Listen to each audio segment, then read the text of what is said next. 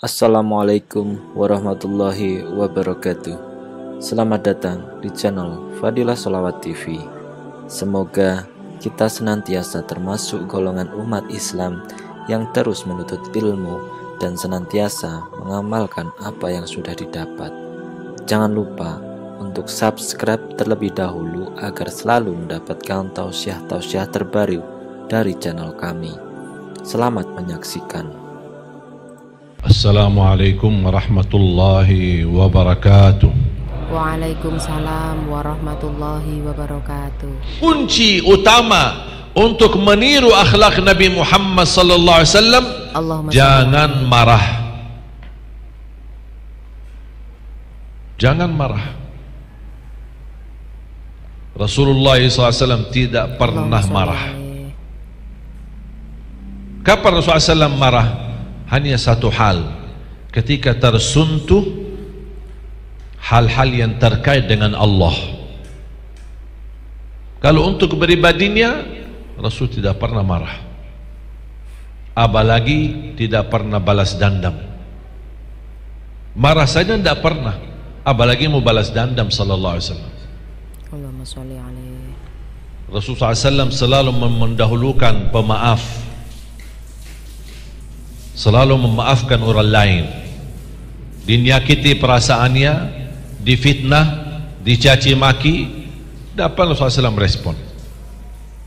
Bahkan ketika datang golongan Yahudi untuk bertemu Rasulullah SAW dan mereka mengucapkan Assalamu alaikum, bukan Assalamu alaikum, Assalamu alaikum. Apa arti Assalamu alaikum? Kecelakaan dan kematian bagimu wahai Muhammad. Itu ucapan mereka. Tapi Rasulullah SAW tidak marah. Di samping Rasulullah SAW ada Siti Aisyah mendengar ucapan orang Yahudi itu, dan dia marah, protes. Wa'alaikumussamu wal la'nah, semoga kalian yang celaka, semoga kalian yang mati, dan semoga kalian yang dilaknati oleh Allah. Kata Rasulullah SAW, ya Aisyah, ya Aisyah, sabarlah, cukup hanya wa'alaikum, tidak usah panjang lebar, wa'alaikum.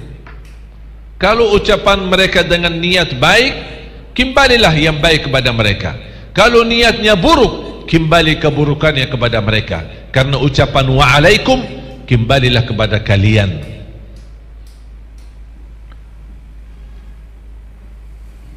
Sayang sekali kalau kita menjadi umat Islam terbesar sedunia. Di Indonesia ini umat Islam terbesar sedunia, penduduk Islam. Sayang sekali kalau kita belum mampu menunjukkan akhlak Nabi Muhammad sallallahu alaihi wasallam. Allahumma sholli wa sallim alaihi. Dan mohon maaf Bapak Ibu, terbukti dan terlihat apakah kita mampu menunjukkan akhlak Nabi Muhammad atau mohon maaf akhlak jahiliyah. Kapan kita bisa lihat? Ketika tertekan dengan ujian. Mohon maaf kalau lagi duduk santai, relax, tidak ada masalah, tidak ada beban, tidak ada yang fitnah, tidak ada yang caci maki, tidak ada yang menghina, biasa aja. Bisa orang bilang, oh Masya Allah ini orang rendah hati. Tapi bisa dikatakan rendah hati, baik perilakunya, mulia akhlaknya, santun ucapannya, bukan di saat dia lagi santai atau rileks, tapi justru di saat ketika dihina, dicaci maki, difitnah. Tunggu dan lihat apa yang dia ucapkan, apa yang dia balas. Apakah dipanjang lebar atau diabaikan, dilalui saja. Wa idza khatabahumul jahiluna qalu salama. Kalau setiap orang jahil berkata tidak baik terhadap kita, itu sudah namanya jahil. Dia jahil. Jangan kita turun dari martabat yang mulia menjadi jahil. Jangan jadi jahil, abaikan, karena dia jahil. Kata Rasulullah, ketika ada orang menghina kita, jangan balas dendam. Tidak usah balas. Bahkan Allah mengajarkan, dan saya belajar, apapun ucapan orang itu, saya selalu berkata Assalamualaikum. Sudah selesai. Cuba setiap orang bodoh, setiap orang buruk akhlaknya, setiap orang perilakunya yang tidak benar, dia caci maki kita, kita balas. Besok dia tambah caci maki kita, kita balas lagi. Besok dia hina kita, kita balas lagi. Tidak ada habisnya. Apalagi zaman sekarang, semua muncul di berita, semua muncul di sosial media, bikin lebih malu lagi. Makanya jamaah sekalian, perangan kita di saat ini, di zaman global fitnah, apa sosial media yang terlalu bebas, kita justru punya perangan untuk membuktikan akhlak Nabi Muhammad SAW. Allahumma sholli wa sallim. Bapak Ibu, jangan anda harap hidup tanpa diuji. Pasti ujian itu tidak ada habisnya. Dituduh fitnah. Jangankan kita, Rasulullah SAW berkali-kali dituduh fitnah. Sampai istrinya pun dituduh fitnah, Siti Aisyah radhiyallahu anha. Tapi Rasulullah SAW sabar menghadapi semuanya. Dan itulah yang kita harapkan melalui kita praktik dan kita amalkan akhlak Nabi Muhammad sallallahu alaihi wasallam. Allahumma sholli wa sallim alaihi. Terutama dua hal. Jangan marah, dan segala sesuatu hadapi dengan sabar. Seandainya marah, yang namanya manusia ya, kadang-kadang pasti muncul emosi, sakit hati. Kalau sudah terlanjur marah, obatnya apa? Diam, jangan bicara. Karena orang yang lagi marah atau sakit hati, dia berbicara, pasti mohon maaf yang keluar dari mulutnya yang tidak benar. Karena yang mendorong dia berbicara adalah sakit hati. Makanya Islam mengajarkan, ketika anda lagi marah, diam. Rasulullah sallallahu alaihi wasallam bersabda di hadis yang sahih, "Idza ghadiba ahadukum falyaskut." Barang siapa yang merasa dirinya emosi dan marah, diamlah. Diam.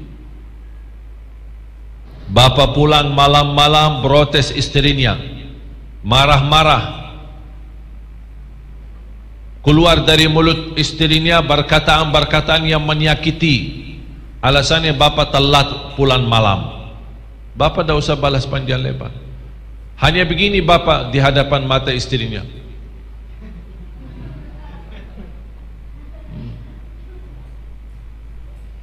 kok saya ngomong, kok kamu jadi. Tidak usah balas, tidak usah jawab, itu aja. Diam, obat. Emosi, dia lagi emosi. Kalau kita berbicara, pasti bakal ikut emosi. Marah, dia marah. Kita marah, dia marah. Balas, dia balas. Kita nyakiti, dia nyakiti. Lama kelamaan, tambah kita perhatikan, ucapkan cerai, talak. Habis ucapkan talak, nyesal, baru cari guru. Pak Kiai, anak terlanjur ini ucapin talak sama istri saya namuk-namuk, saya tidak kuat sabar, bahasanya juga menyakiti, tapi saya tidak sadar ucapin talak saking marah. Kiai ini tanya, kok kamu tidak sadar tapi masih ingat ya? Kalau masih ingat, itu bukan namanya tidak sadar. Sudah sadar tapi menyesal. Makanya obatnya diam, supaya tidak terjadi hal-hal yang membuat kita nyesal. Diam. Ya bu, kalau bapak lagi marah, obatnya apa? Diam. Diam.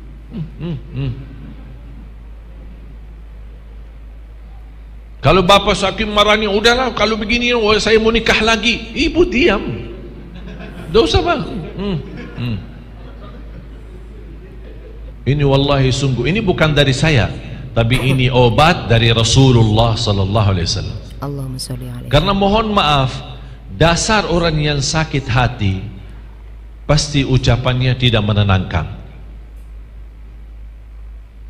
Makanya sedih kalau kita mendengar dari mulut orang-orang yang kita cintai, karena mungkin karena emosi di dalam hatinya, dia tidak menyadari apa yang diucapkan. Hati-hati Bapak Ibu.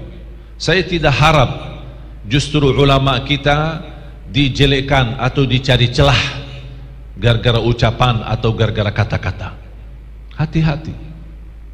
Apalagi kita di majlis ilmu, di majlis maulid, justru kita di majlis-majlis seperti itu tunjukkan akhlak Nabi Muhammad sallallahu alaihi wasallam.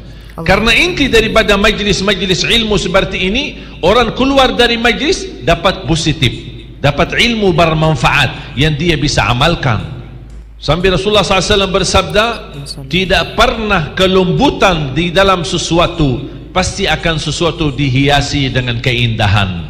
Dan kalau kelembutan itu dicabut menghadapi dengan kekerasan dan kerusuhan, pasti sesuatu yang indah menjadi rusak dan tidak baik.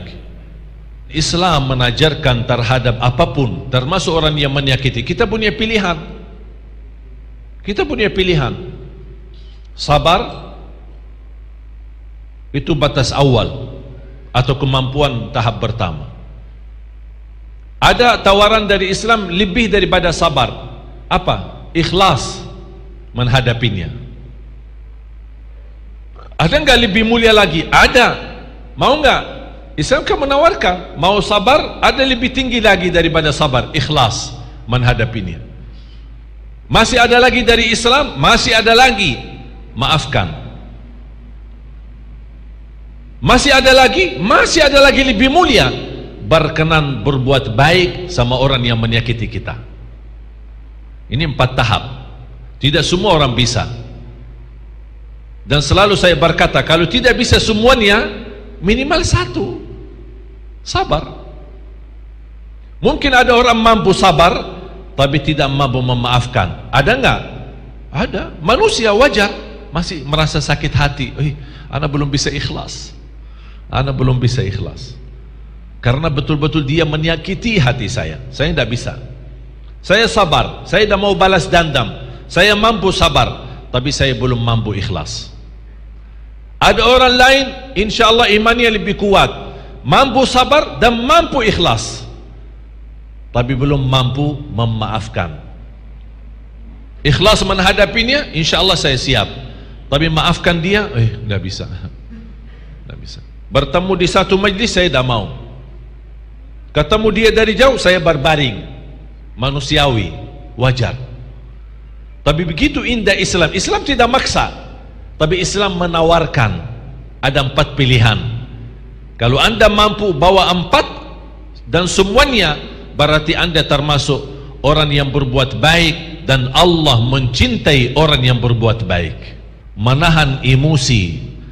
Orang yang mampu menahan emosi berarti dia orang muttaqin, orang bertakwa kepada Allah Subhanahu wa taala. Dan salah satu jaminan masuk surga, hati yang bersih, tidak pernah dengki, tidak pernah hasud. Dan salah satu doa yang saya belajari dari guru saya terhadap setiap orang yang saya kenal maupun yang saya tidak kenal, ketika dia berkata sesuatu kepada saya secara langsung bisa dengar maupun tidak saya dengar, saya sudah tahu maupun yang saya belum tahu, saya selalu bersikap doa yang diajari oleh guru saya. Allahumma in kana ma yaqulu fiyya faghfir li, wa in kana ma yaqulu laysa fiyya faghfir lahu.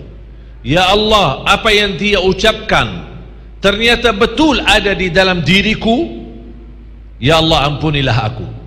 Tapi ternyata apa yang dia ucapkan tidak ada di dalam diriku, cuman itu fitnah, ya Allah ampunilah dia. Bukan ya Allah balas, celakalah dia, matilah dia. Tidak, ampunilah dia. Kalau dia salah mengucapkan kalimat atau dia tuduh atau menyebarkan fitnah, tambah kebenaran, tambah dasar yang benar, ya Allah ampunilah dia. Dia yang salah, ya Allah ampunilah. Kalau memang saya yang salah, ya Allah ampunilah aku. Bapak Ibu jamaah sekalian, perlu kita ikuti dan tiru akhlak Nabi Muhammad sallallahu alaihi wasallam. Ini yang betul-betul kita butuhkan, akhlak Nabi Muhammad sallallahu alaihi wasallam dalam sehari-hari kita, terutama bersama keluarga kita, di dalam rumah tangga kita. Sedih kalau saya melihat ada orang mulia akhlaknya di luar rumah tapi galak di dalam rumahnya.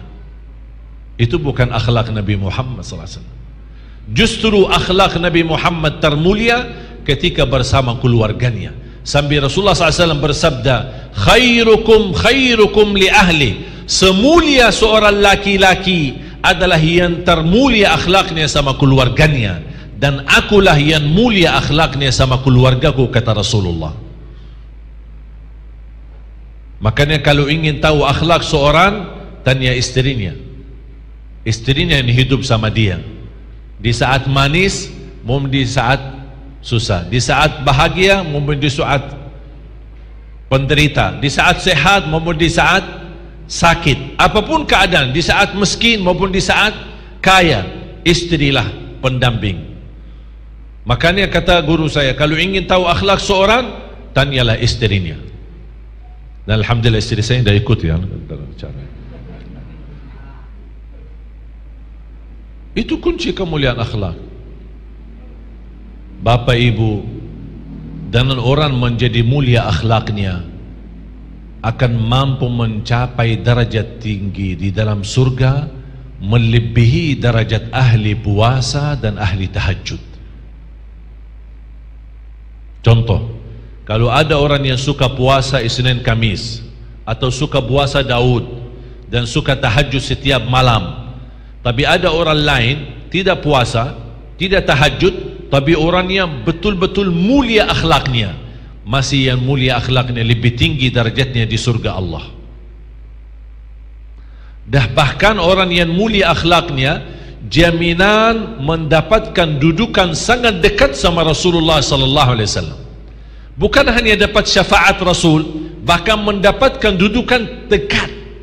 Sambil Rasulullah SAW bersabda, aqrabukum minni majlisan yaumal qiyamah ahasinukum akhlaqa, yang paling dekat kepadaku hari kiamat yang termulia akhlaknya. Mulai hari ini Jumat, dan dianjurkan di hari Jumat sebanyak-banyaknya salawat kepada Rasulullah SAW, sebanyak-banyaknya, sampai menunggu azan maghrib. Naik motor, jalan kaki, di mana-mana, terus basahi lidahmu dengan salawat kepada Nabi SAW. Karena itu permintaan Nabi Muhammad di hari Jumat, inna min afdali ayyamikum yawmal jumu'ah fa'akthiru alayya minas salati fi, sebaik-baik hari kalian adalah hari Jumat, berbanyaklah salawat kepadaku di hari Jumat. Terus kita bahkan dianjurkan oleh ulama, boleh kita tinggalkan seluruh zikir, tasbih, tahmid, tahlil, takbir, semua boleh ditinggal. Khusus di hari Jumat, fokus cuma satu, sebanyak-banyaknya salawat kepada Rasulullah SAW. Karena itu permintaan Nabi Muhammad SAW. Apalagi kalau kita niatkan salawat itu untuk hajat kita, apapun hajat kita. Yang sakit insya Allah disembuhkan penyakitnya, yang ada hajat dikabulkan hajatnya, yang punya urusan keluarga dimudahkan urusannya. Salawat kepada Rasul dahsyat manfaatnya. Dan cukup yang kita dapat sebagaimana di hadis yang diriwayatkan Imam Muslim, man shalla alayya wahidah sallallahu alaihi bi ashra. Barang siapa, kata Rasulullah SAW, barang siapa yang salawat satu kali kepadaku, akan Allah balas 10 kali rahmat.